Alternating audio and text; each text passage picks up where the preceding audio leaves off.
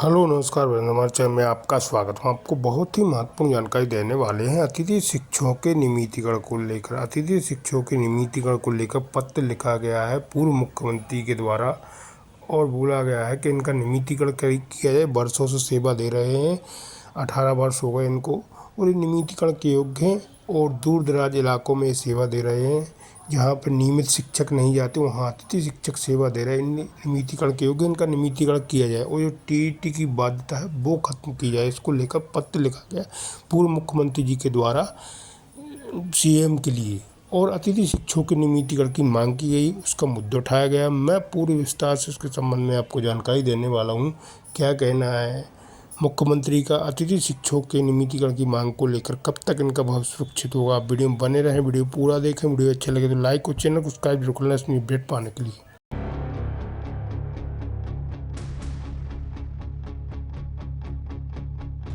मध्य प्रदेश की सियासत में चिट्ठी बम फूटा है। पूर्व मुख्यमंत्री और राज्यसभा सांसद दिग्विजय सिंह ने मुख्यमंत्री मोहन यादव को एक पत्र लिखकर प्रदेश के शिक्षा विभाग में हड़कंप मचा दिया है। मुद्दा है शिक्षक पात्रता परीक्षा टीईटी की अनिवार्यता। दिग्विजय सिंह का कहना है कि सालों से स्कूलों में पढ़ा रहे अनुभवी अतिथि शिक्षकों के लिए यह नियम गले की फांस बन गया है। दिग्विजय सिंह ने अपने पत्रों में तर्क दिया कि जो शिक्षक पिछले 10 से 15 सालों से दूरस्थ ग्रामीण क्षेत्रों में शिक्षा की लौ जला रहे हैं, उन्हें अचानक टीईटी परीक्षा के कड़े मानकों से तौलना उनके साथ अन्याय है। उन्होंने मांग की है कि इन शिक्षकों के अनुभव को प्राथमिकता दी जाए और पात्रता नियमों में राहत देते हुए उनके भविष्य को सुरक्षित किया जाए। सियासी हलकों में इसे कांग्रेस द्वारा प्रदेश के 70,000 से ज्यादा अतिथि शिक्षकों को अपने पाले में करने की कवायद माना जा रहा है। देखिए, दिग्विजय सिंह जी ने लगातार कमजोरों की आवाज़ उठाई है। इस समय टीचर्स कमजोर महसूस कर रहे हैं क्योंकि उनके समर्थन में भाजपा कोई काम कर नहीं रही है। सुप्रीम कोर्ट का जो आदेश आया है उसके अनुसार तो हमने जो दूसरे राज्य हैं वहाँ देखा है कि कोई परीक्षा की अनाउंसमेंट नहीं हुई, लेकिन मध्य प्रदेश पहला राज्य है जिसने इस परीक्षा की अनाउंसमेंट कर दी और कारण बताया जा रहा है कि सुप्रीम कोर्ट का आदेश है। तो सुप्रीम कोर्ट के ऐसे कई आदेश है जो भाजपा ने मानने से मना कर दिया, लेकिन भारतीय जनता पार्टी की सरकार चाहती है कि लगातार वर्कफोर्स में कमी हो, टीचर्स को बाहर निकाला जाए ताकि ये जो तनख्वाह देनी पड़ रही है उन्हें कम देना पड़े विभिन्न योजनाओं की वजह से।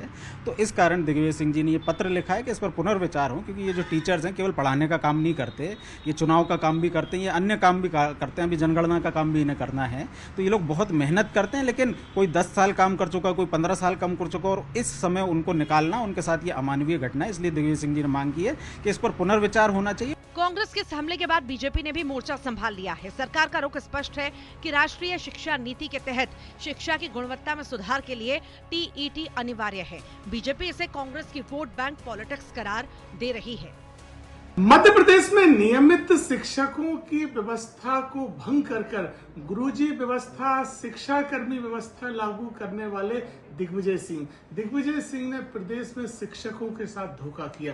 भारतीय जनता पार्टी सरकार ने उन्हीं शिक्षाकर्मियों, गुरुजियों को नियमित करने का काम किया और आज जिस तरह का आदेश है उच्चतम न्यायालय का, उस पर भी सरकार शिक्षकों और उनके परिवारों के साथ खड़ी है। सभी कानूनी पहलुओं पर भी विचार कर रही है और साथ ही शिक्षकों को इस तरह से अवसर दिए जाएं कि सभी शिक्षक परीक्षा में क्वालिफाई हो सकें। इसकी दिशा में भी सरकार कदम उठा रही है। दिग्विजय सिंह जैसे नेता केवल और केवल धोखा दे सकते हैं और अब इस विषय पर राजनीति कर रहे हैं।